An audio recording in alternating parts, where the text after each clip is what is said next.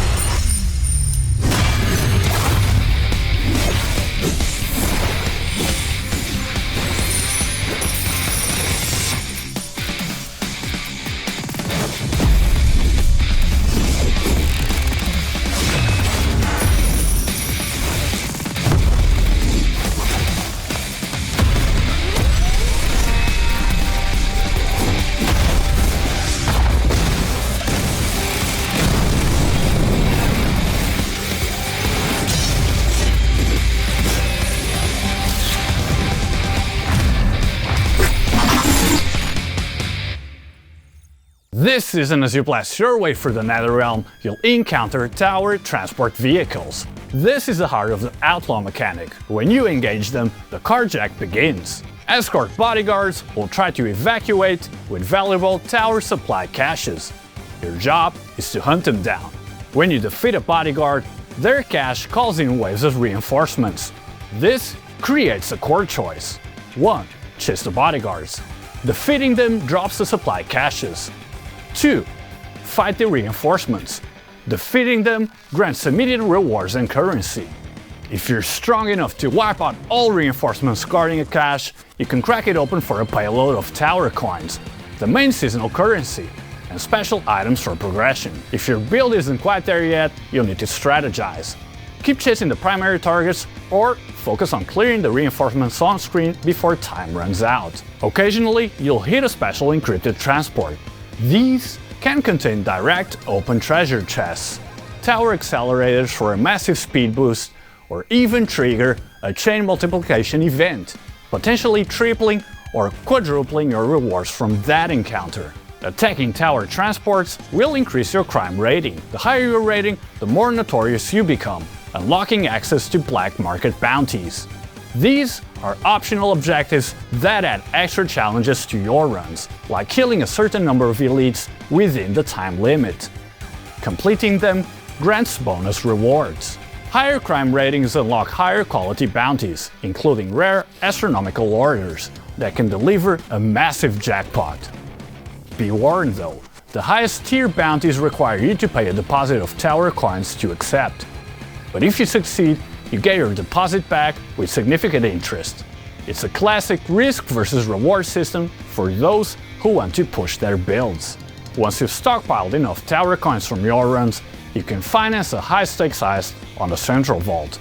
This is the boss run of the season.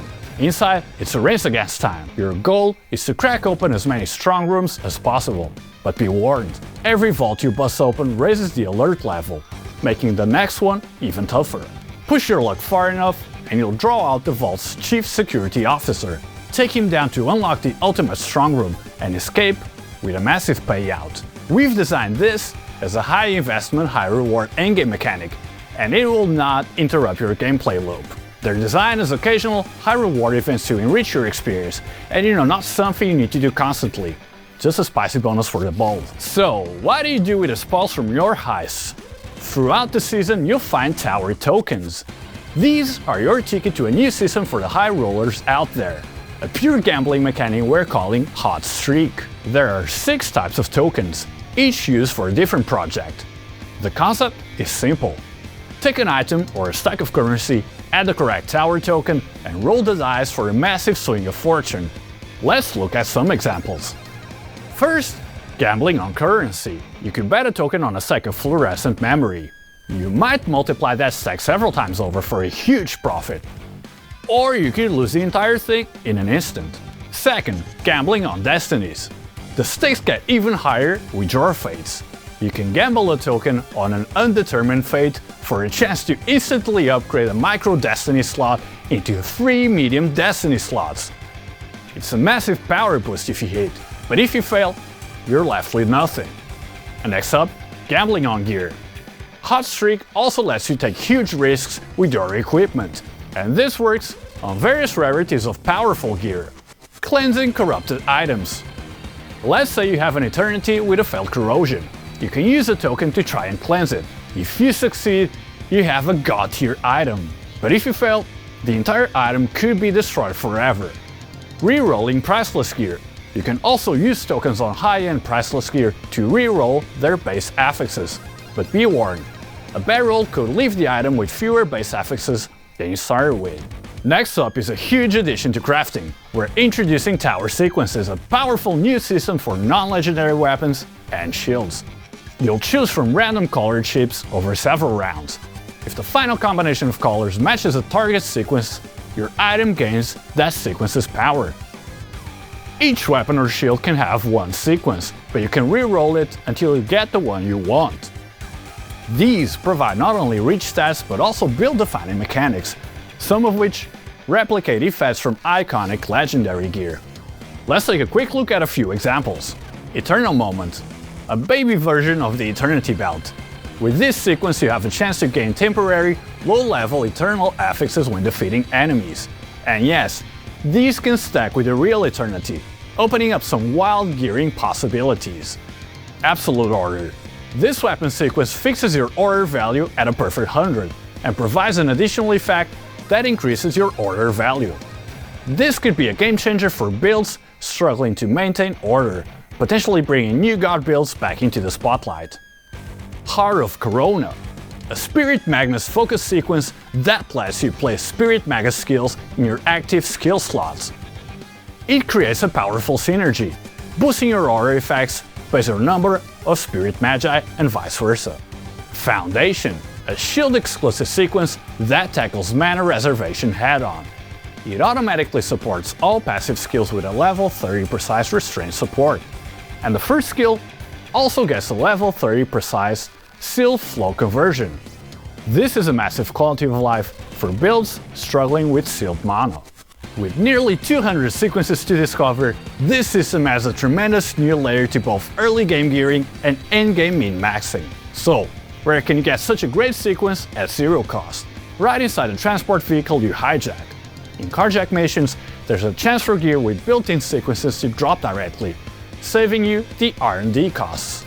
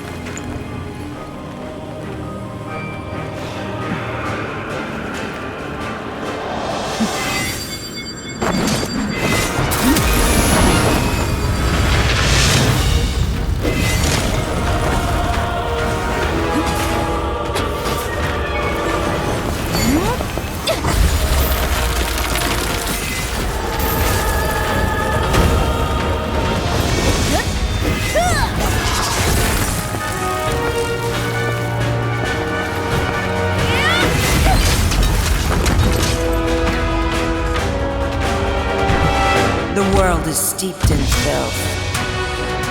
Only the purest blade can cut through it like mercury,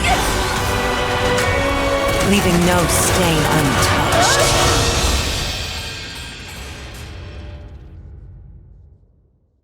This trait completely redefines her, shifting her into an attack-based character who scales power through mana.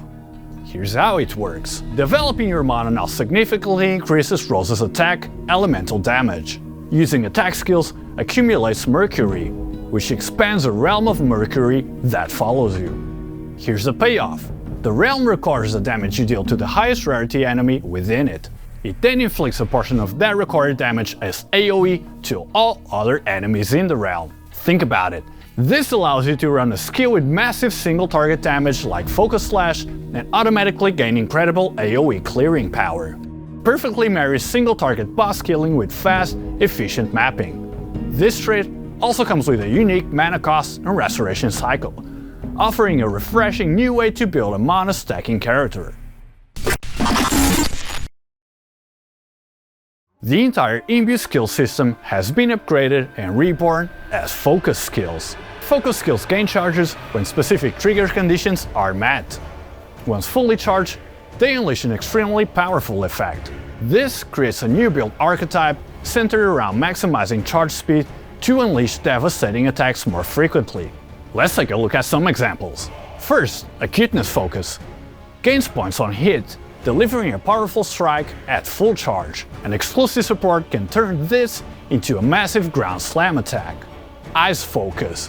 Gains points when damaging frost-bitten enemies. At full charge, it creates a mobile ice storm that follows you, dealing damage and reaping damage over time from enemies. Thunder Focus.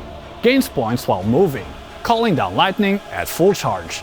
Supports can make it strike additional times or apply Stacks of Numbed. And the big one, Flame Focus. It gains points on Ignite and creates explosions when you defeat enemies. But its exclusive support, Flame Focus Blast, introduces a wild new mechanic. It allows your damage over time to benefit from critical strike damage bonuses.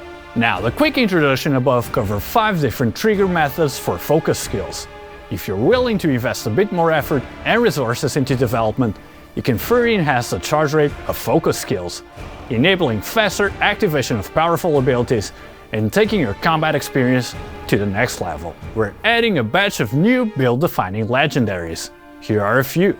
The Trinity Chest Armor. When your attacks deal elemental damage, they are guaranteed to deal triple damage. The damage type is randomly chosen between fire, cold, and lightning. The catch? The higher specific element's flat damage is, the lower its chance of being chosen, forcing a delicate balancing act. Next up, the Quantum Convergence Gloves, an exciting new solution for synthetic troop minions. Minions consume life to use skills, gaining a massive damage boost based on the life consumed.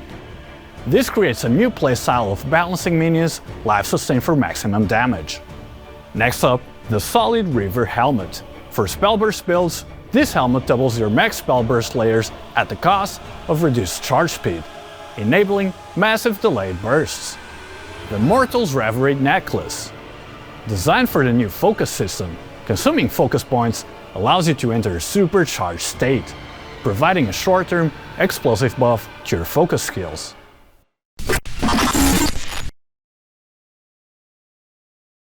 Next up, let's talk about some major changes we're making to improve build diversity. So we've heard your feedback. In past seasons, talent choices felt stale. You know, it kind of seemed like every build where you were going for a hammer swinging berserker or a summoner, it kind of ended up following the same path into, the same warlock. So, we're blowing that wide open. First, the 6 god talent system is expanding. Instead of selecting just 2 branch talent trees, you will now be able to select 3 for a total of 4 talent trees. You'll be able to choose 2 core talents from your first panel, and then 1 out of 4 from the remaining trees, bringing the total number of core talents your character can have to 5. Also, more importantly, we're completely removing the distinction between primary and secondary core talents.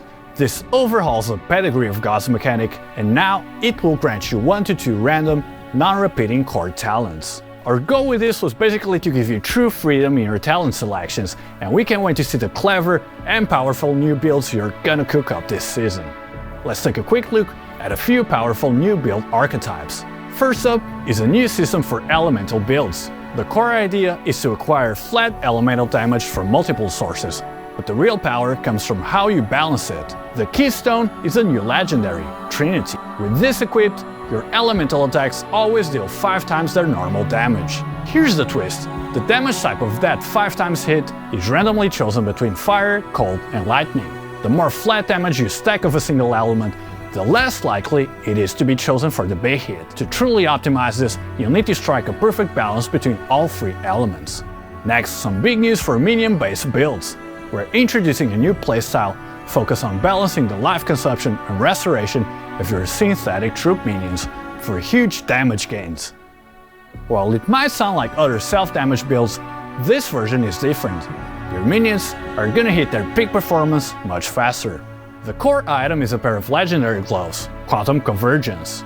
These cause your minions to expand life when they use a skill, but their damage then scales based on the amount of life they've recently consumed. Your job will be to stack minion life recovery on other gear to keep them in that high damage state without letting them die.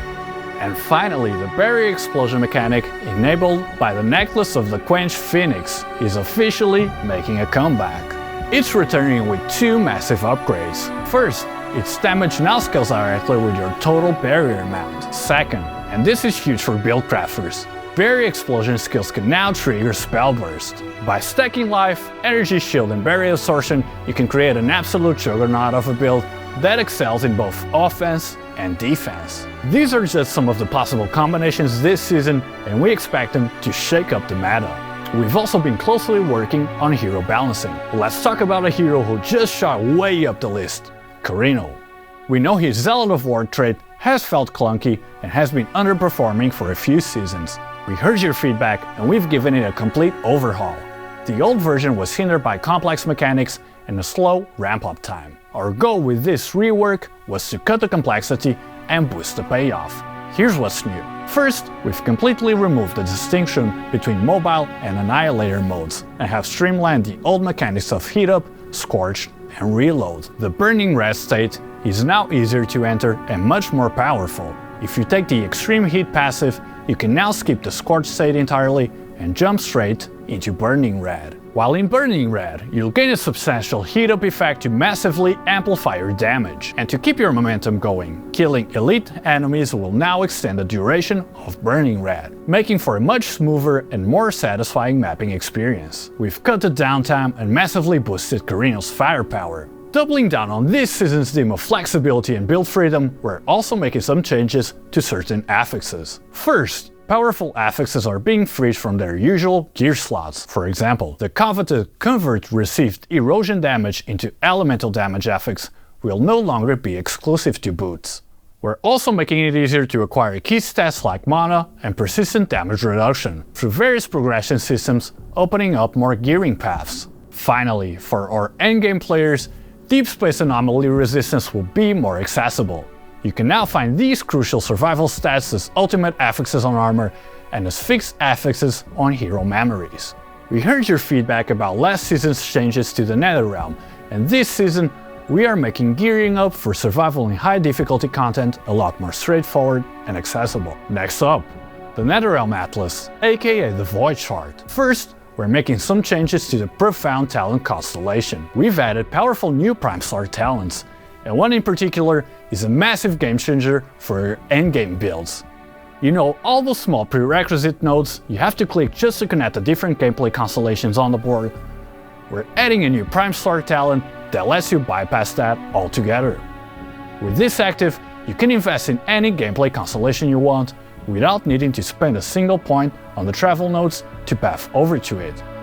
Of course, activating it will come at a cost. This will free up a huge number of talent points, giving you significantly more power and flexibility to customize your farming strategies in the Netherrealm. We've seen your feedback on bossing strategies and we're making some big improvements. We're adding new talents to the Void Chart that will allow you to spawn multiple high difficulty bosses on a single map for greatly increased rewards. Combine these new talents with a new boss compass and you can seriously amplify your returns if you're geared up for the challenge.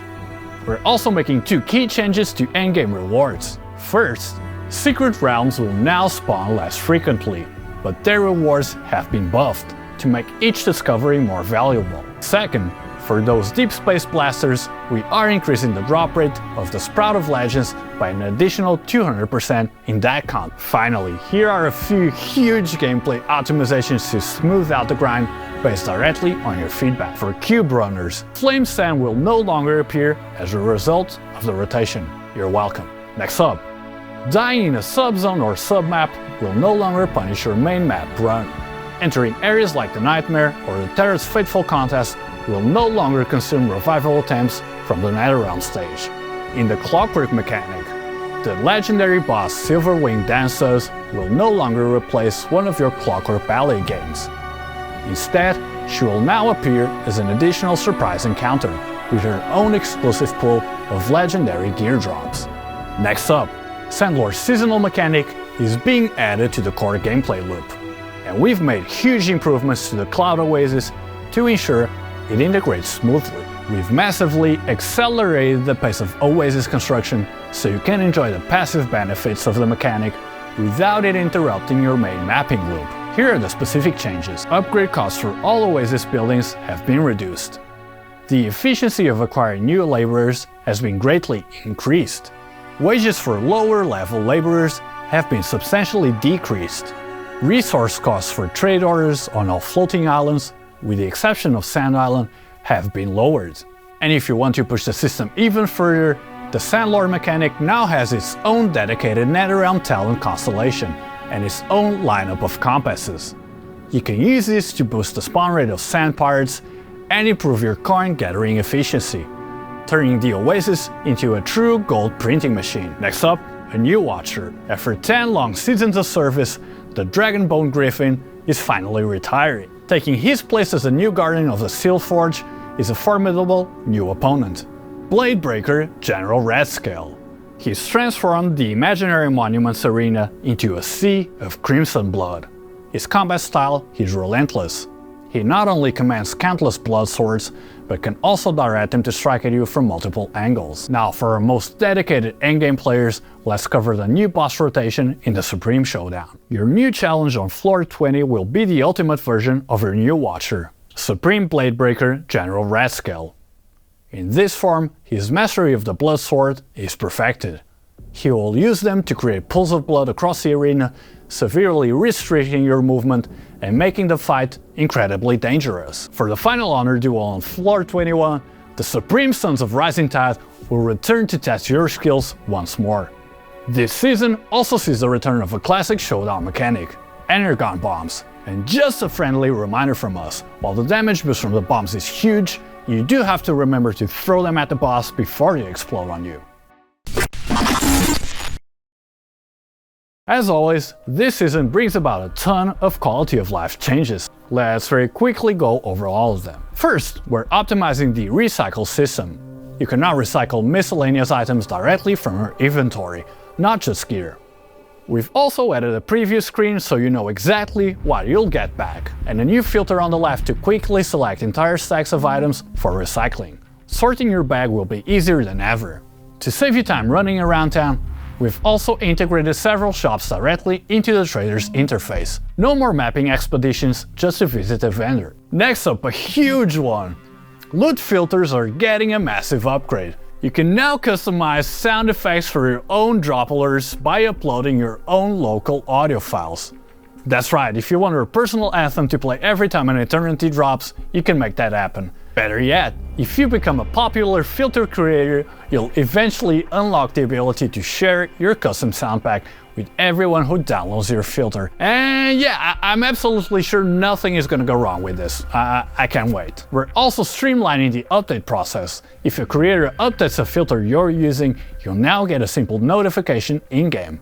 Just click confirm to instantly download and apply the latest version. No more manual checks.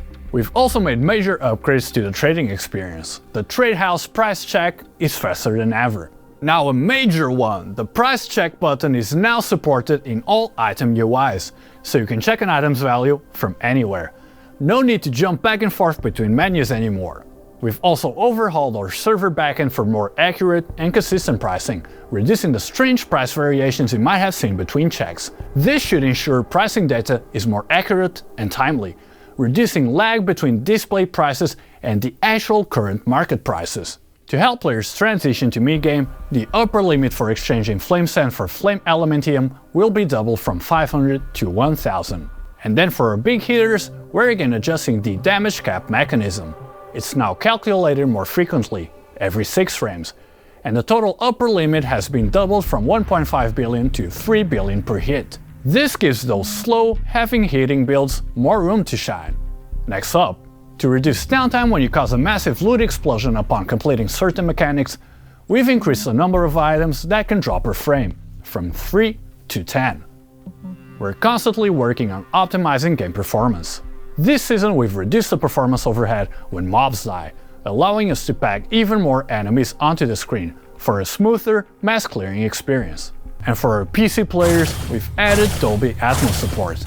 Put on your headphones and enjoy a much more immersive audio experience, with positional sounds like wind of blades coming from whichever direction the blades move, providing a more immersive combat experience.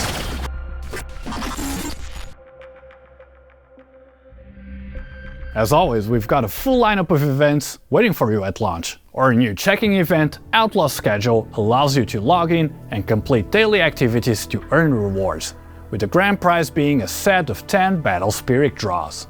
Our main active event during the season is Outlaw's Order, during which you will complete seasonal gameplay objectives to earn points and unlock a trove of rewards, including Pack Spirit Crystals, rare seasonal Pack Spirits, upgrade emblems, and an exclusive weapon skin.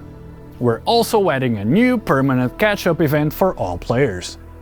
As you complete the main story and clear specific time marks in the Netherrealm, you can claim free Pack Spirits. This includes fan favorites like Happy Chonky, Cloud Gatherer Surging Gold, and Winter Darer Sky, as well as a legendary Battle Pack Spirit of your choice. Next up, let's take a quick look at this season's cosmetics.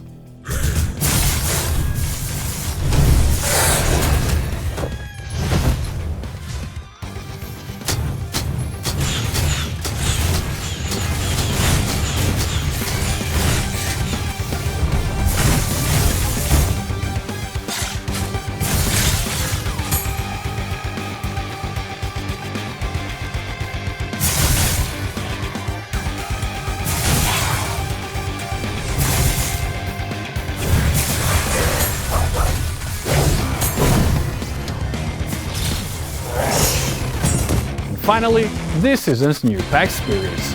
Need an assistant for your heists? Introducing Professor Source, the hacker companion. For more firepower, check out the new offensive combat Pack Spirit, Azure Gunslinger.